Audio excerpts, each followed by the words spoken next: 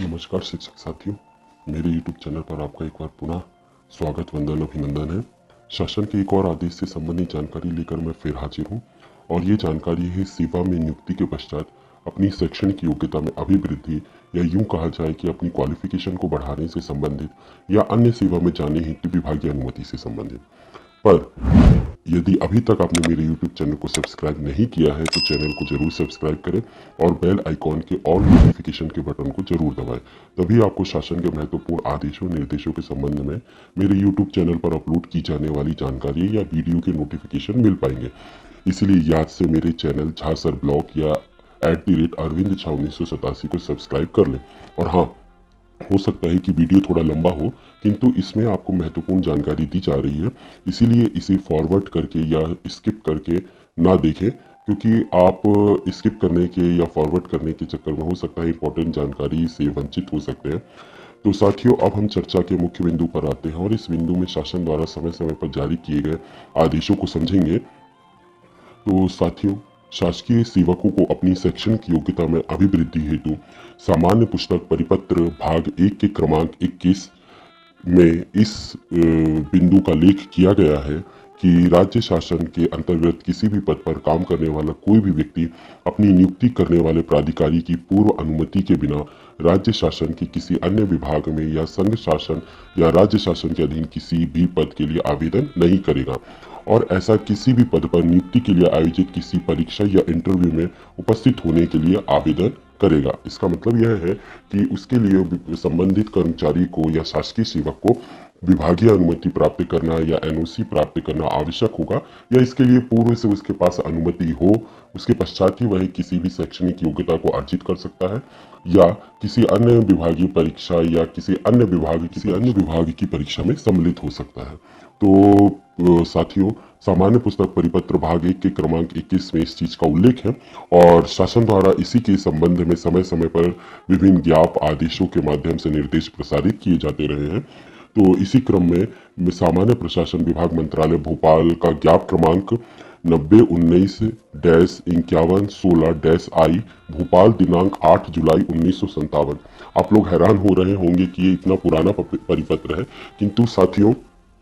शैक्षणिक योग्यता में अभिवृद्धि करने हेतु जो शासन द्वारा पहला परिपत्र या ज्ञाप जारी किया गया था वो 8 जुलाई 1957 का ही था। तो उसी के परिपालन में समय समय पर भी शासन द्वारा संशोधन और अमेंडमेंट जारी किए जाते रहे हैं। तो चूंकि पहला परिपत्र 8 जुलाई 1957 का है जो अंग्रेजी में है, किंतु साथियों इसकी व्याख्या मैं आप लोगों के लिए हिंदी में उपलब्ध करा रहा हूँ और आप चूंकि जैसा देख पा रहे होंगे कि यह जो पहला ज्ञाप था वह 8 जुलाई 1957 का है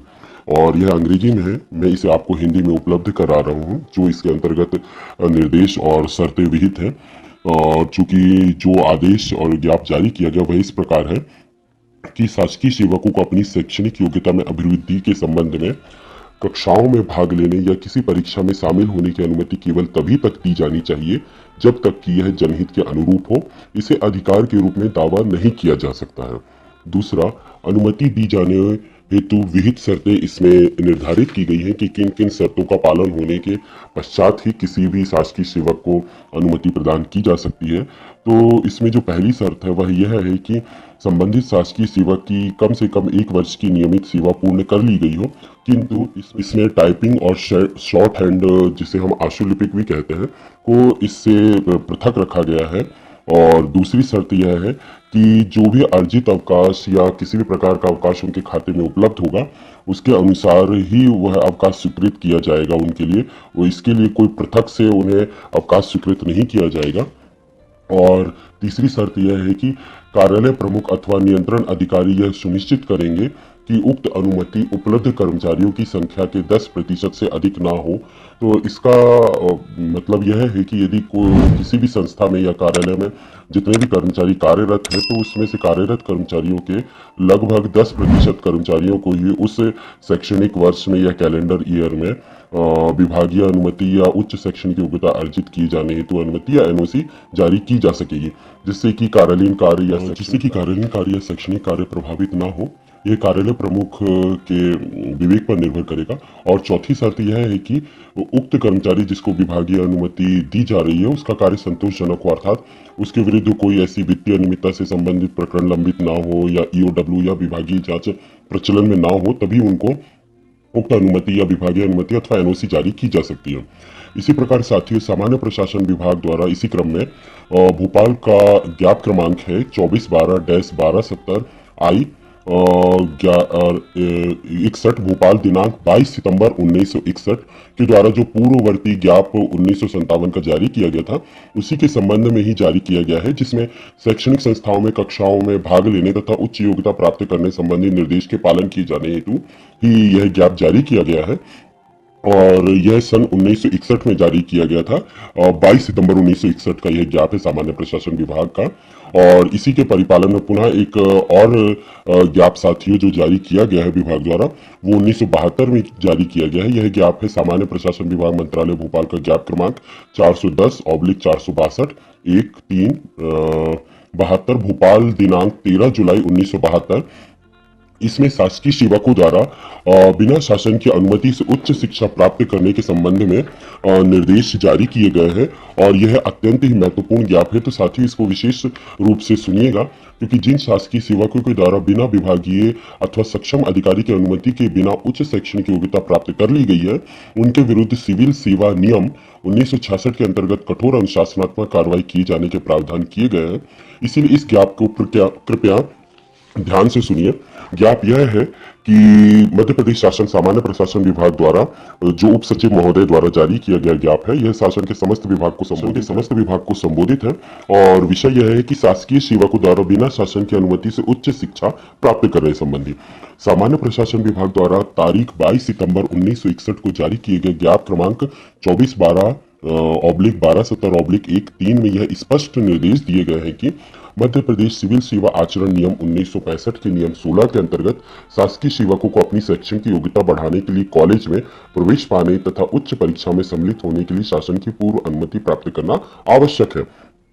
इसी के दूसरे बिंदु में यह उल्लेख है कि उपयुक्त आदेशों के बावजूद यह ध्यान में आया है कि शासकीय सेवक बिना शासन की अनुमति के शैक्षणिक संस्था में प्रवेश पा लेते हैं तथा उच्च उपाधि प्राप्त करने के लिए परीक्षाओं में भी सम्मिलित होते हैं। यह भी मालूम हुआ है कि ऐसे मामलों में संबंधित कर्मचारियों को एक वेतन वृद्धि रोकने जैसा मामूली दंड भी दिया गया है। मामले में पूर्ण विचार करने के बाद शासन द्वारा यह एक निर्णय लिया गया है कि भविष्य में शासकीय सेवकों द्वारा उपयुक्त आदेशों का यदि उल्लंघन किया जाता है तो संबंधित कर्मचारियों के विरुद्ध मध्य प्रदेश सिविल सेवा वर्गीकरण नियंत्रण एवं अपील नियम 1966 के अंतर्गत कार्रवाई की जाकर कड़ा दंड दिया जावे। ऐसे मामलों में डिटोरेंट शास्ति देना आवश्यक है जिससे उन व्यक्तियों पर इसका असर हो। इसलिए साथियों, आप लोगों से निवेदन है कि इस आदेश को कृपया ध्यान से सुने और इसके प्रति आप लोग सुरक्षित रखें, क्योंकि ऐसा इस कार्यालय के संज्ञान में भी आया है कि कुछ साथियों ने पूर्व में बिना विभागीय अनुमति के शैक्षणिक योग्यता या उच्च शैक्षणिक योग्यता अर्जित कर ली है और वर्तमान में जो विभाग द्वारा संभाग स्तरीय ग्रेडेशन लिस्ट जारी की गई है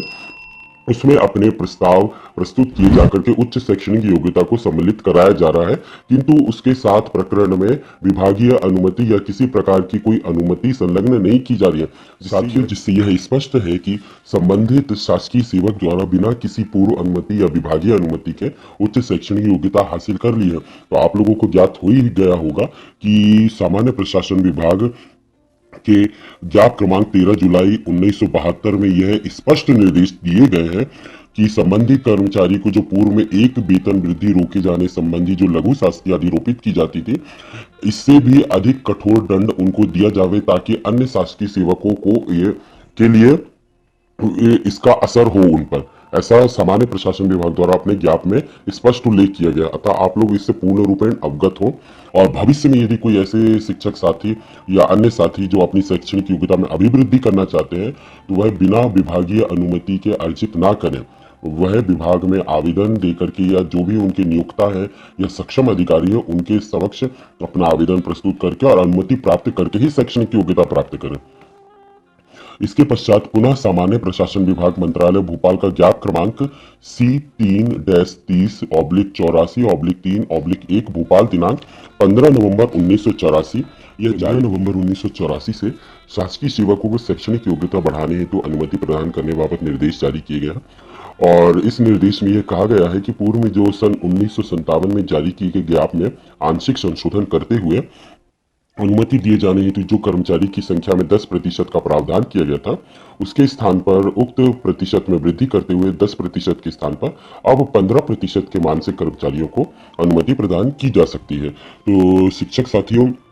यह आज आपके लिए एक महत्वपूर्ण आदेश था, जिससे मुझे आप लोगों को अवगत कराना बहुत ही आवश्यक हो गया था। ऐसा प्रतीत भी हो रहा था कि आप लोग भी इससे अवगत हुए, क्योंकि बहुत से शिक्षक साथियों ने बिना किसी विभागीय अनुमति के उच्च शैक्षणिक योग्यता हासिल कर ली। चूंकि यह एक सामान्य प्रक्रिया है और हम जानते हैं कि हमारा जो कार्य क्षेत्र है उसमें हमारे लिए अधिक से अधिक शैक्षणिक की योग्यता अर्जित करना हमारे लिए उपयोगी है, परंतु चूंकि शासन द्वारा कुछ मानदंड स्थापित किए गए हैं और हम विभागीय रूप से जब एक शासकीय सेवक बन जाते हैं तब हमारे ऊपर सिविल सेवा चाहे 1965 हो या सिविल सेवा 1966, तो इसके सारे नियम अधिरूपित होते हैं और इनके अनुरूप ही हमें कोई भी कार्य करना पड़ता है। तो इसके अनुसार हम शिक्षक साथियों से यही निवेदन करेंगे कि वे भविष्य में इन आदेशों निर्देशों को अपने पास सुरक्षित रखें। इसकी प्रतियां मैं मेरे डिस्क्रिप्शन बॉक्स में लिंक में उपलब्ध करा दूंगा आप लोगों को, और अपने अन्य संपर्क के शिक्षक साथियों और शासकीय सेवकों को भी उक्त के संबंध में अवगत करावे कि वे बिना विभागीय अनुमति के कोई भी शैक्षणिक योग्यता अर्जित ना करें।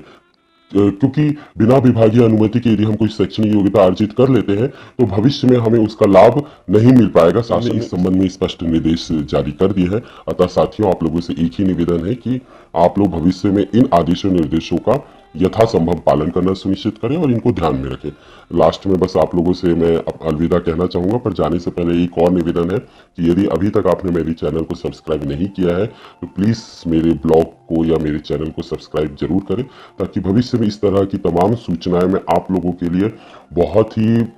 ढूंढ कर लाता हूं, ताकि आप लोगों के लिए लाभदायक सिद्ध हो सके। क्योंकि आप लोग भी जानते हैं कि कितने पुराने आदेश निर्देशों का संकलन